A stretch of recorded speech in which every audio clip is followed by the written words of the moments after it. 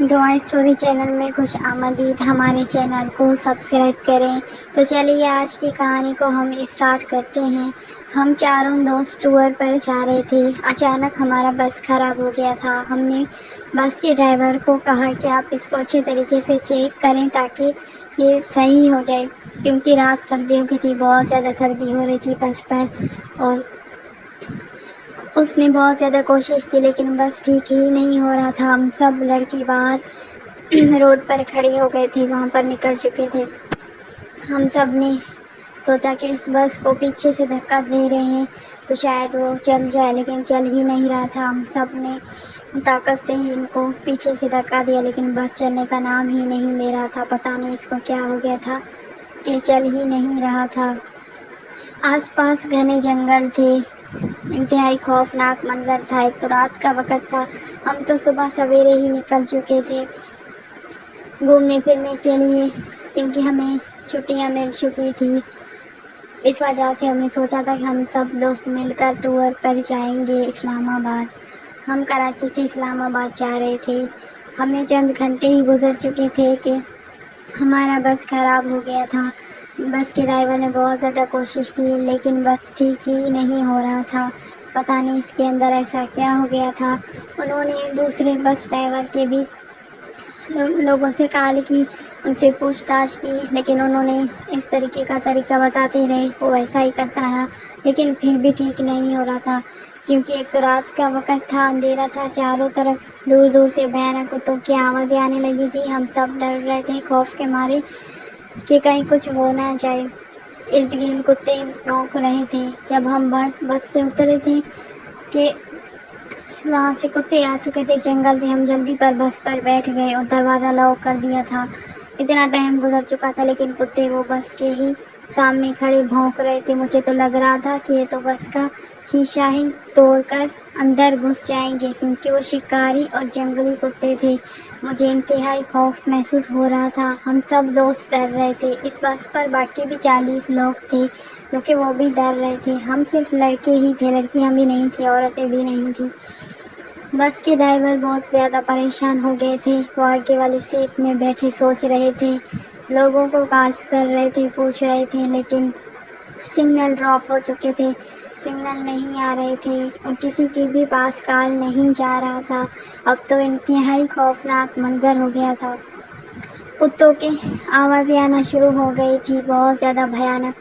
بس کے ڈرائیور کو ہم نے کہا کہ آپ بس کا لائٹ آف کر دیں تاکہ یہ کتے ہمیں دیکھ کر مزید بھونک نہ سکیں۔ ہمیں دیکھ کر بھونک رہے ہیں، تاکہ بس کا لائٹ آف ہو جائے تو یہ یہاں سے چلے جائیں، ہم ان کو نظر نہ آئیں کھڑکی سے۔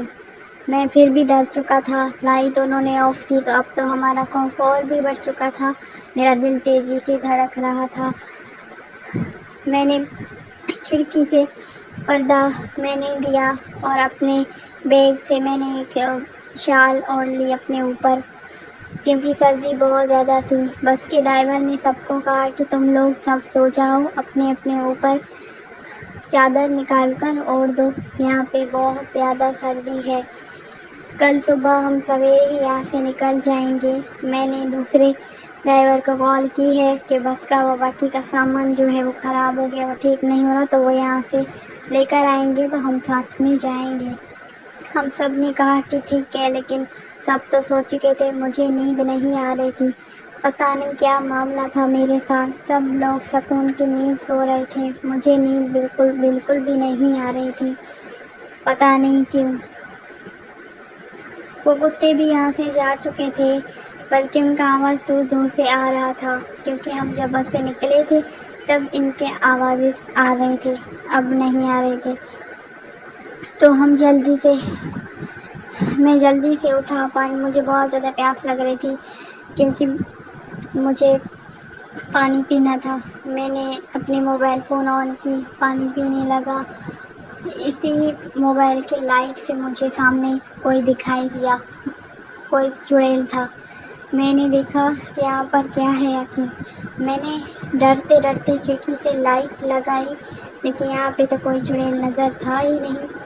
میں نے پھر پانی پینے میں مصروف ہو گیا تھا۔ پانی پی کر میں نے بوتل سامنے اپنے بیگ پر رکھا اور میں لیٹ گیا، لیکن مجھے محسوس ہو رہا تھا کہ کوئی دھیرے دھیرے کھڑکی سے چھوٹے چھوٹے پتھر جو ہے نا وہ مار رہا ہے، جس کی آوازیں میرے کان میں ہی گونج رہی تھی، کیونکہ باقی سائڈوں میں ایسا نہیں تھا، صرف میرے ہی کھڑکی پر ایسا ہو رہا تھا کہ چھوٹے چھوٹے پتھروں کی آوازیں آ رہی تھی، لگ رہا تھا کہ کوئی پیچھے سے پتھر مار رہے اس کھڑکی کو۔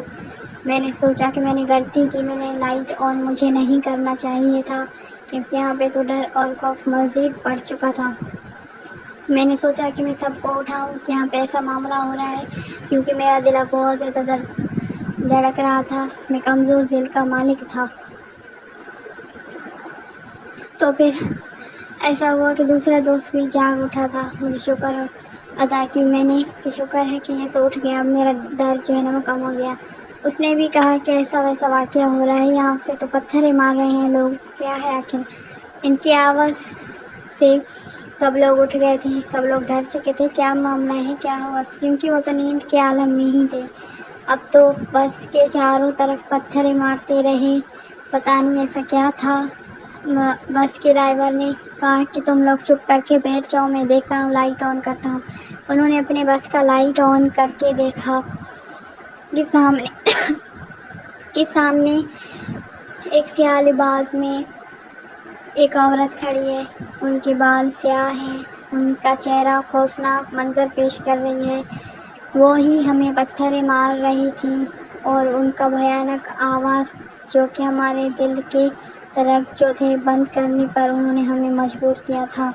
انتہائی بھیانک اور خوفناک کہانی تھی۔